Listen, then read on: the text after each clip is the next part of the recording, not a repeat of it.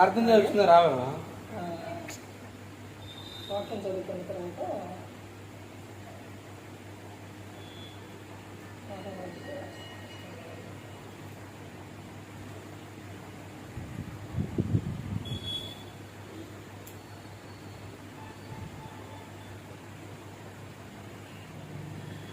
లూకాసు వార్త 21వ అధ్యాయం 36వ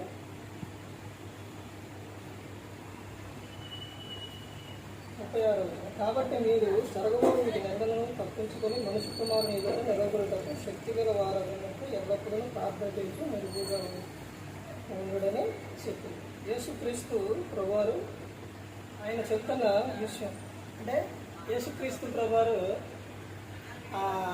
ఆయనే లోకానికి వచ్చి ఆయనే చెబుతున్న విషయం. అసలు ఈ విషయాలు ఎవరో కూడా చెప్పరు. ఎందుకనంటే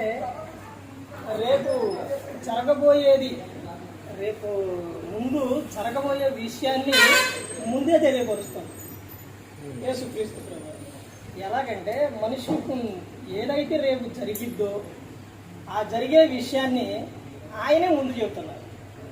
మనిషి కుమారుని ఎదుట మీరు నిలబడుటకు మనిషి కుమారుడు ఎవరంటే ఆయనే యేసుక్రీస్తు. ఆయన ఎదుట నిలబడటకు శక్తి గల వారు కావాలని అంటే ప్రార్థన అనేది చాలా ప్రాముఖ్యమైనది. ఆయన సహాయం అనేది ఎలా వస్తుందనంటే ఆయన ఎలా చేస్తారు అని అంటే రెండు విధాలుగా ఆయన సహాయం అనేది మనకు సహాయం చేస్తారు. ఒకటే ఎలాగనంటే మన విశ్వాసాన్ని బట్టి ఆయన సహాయం అనేది చేస్తారు.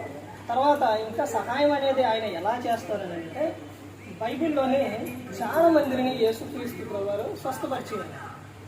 అంటే బైబిల్లో అయినా బయట అయినా ఎక్కడైనా కానీ ఆయన స్వస్థపరుస్తారు. ఎలాగనంటే వారి విశ్వాసాన్ని బట్టి స్వస్థపరుస్తారు. మనం అడిగే విషయాన్ని నమ్మకంతో అడిగినప్పుడు ఆయన మనకు సహాయం చేస్తారు. ఇంకో విషయం ఎలా చేస్తారు అని అంటే ఒక వ్యక్తి పక్షవాయువు కలిగిన ఒక వ్యక్తిని యేసుక్రీస్తు ప్రభువారి దగ్గరకు తీసుకెళ్తారు. ఎలా తీసుకెళ్తారంటే మంచాన్ని బట్టి తీసుకెళ్తారు. అంటే మంచాన్ని బట్టి తీసుకెళ్లాలంటే నలుగురు కావాలి. నలుగురు యేసుక్రీస్తు ప్రభువారు యొద్దకు అక్కడికి ఇంటి దాకైతే తీసుకెళ్తారు.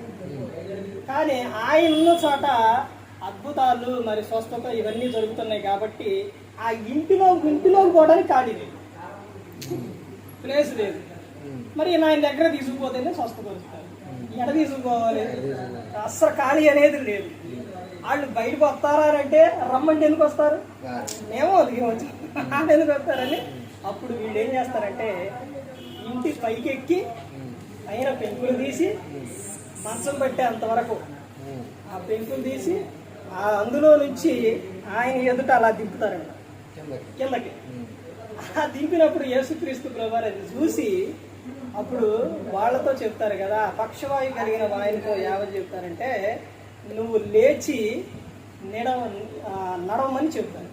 ఈ పాపములు క్షమించబట్టే లేచి నడవమని చెప్తారు, లెగమని చెప్తారు. అయితే దానికి ముందు ఏమని చెప్తారంటే వారి విశ్వాసం చూసి, ఎవరు విశ్వాసం? ఆ తీసుకొచ్చిన వారి విశ్వాసం చూసి ఈ వ్యక్తిని స్వస్థపరుస్తారు. ఇప్పుడు ప్రభువారు స్వస్థపరుస్తారు, ప్రభువారు లేపుతారు, ఆయన్నే నడిపిస్తారని విశ్వాసం ఆ నలుగురు కలిగి లేకపోతే తీసుకొస్తారా? తీసుకురారు. ఏమంటారు? ఆడిపోతావు, యాడ తీసుకుపోతావు, జరిగిద్దా అని అంటారు. నమ్మకం ఉంది అంటే వాళ్ళు నలుగురు ఏం కలిగి ఉన్నారంటే విశ్వాసం కలిగి ఉన్నారు. అప్పుడు ప్రభువారు వారి విశ్వాసం చూసి ఆయన స్వస్థపరుస్తారు. అలాగే వారి విశ్వాసం అంటే మనకి కావాల్సింది లోకంలో ఏంటంటే విశ్వాసం. మనం ఒక్కళ్ళైనా ఇద్దరైనా ఎవరైనా కానీ మన విశ్వాసం కలిగి ఉన్నప్పుడు ఆయనే మన ప్రతి అవసరం తీరుస్తారు, ఆయనే మనకు సహాయం అనేది చేస్తారన్నమాట యేసుక్రీస్తు ప్రభువు. అలా ఎంతోమందిని ఆయన నడిపించారు, ఎంతోమందిని స్వస్థపరిచారు, ఎంతోమంది అవసరం దేవుడు కుమారుని ద్వారా యేసుక్రీస్తు ప్రభువారి ద్వారా ప్రతి అవసరం కూడా తీర్చు. ఈ విధంగా మాట్లాడుతున్న తండ్రి దేవునికి ఒక అందరికీ ప్రార్థన.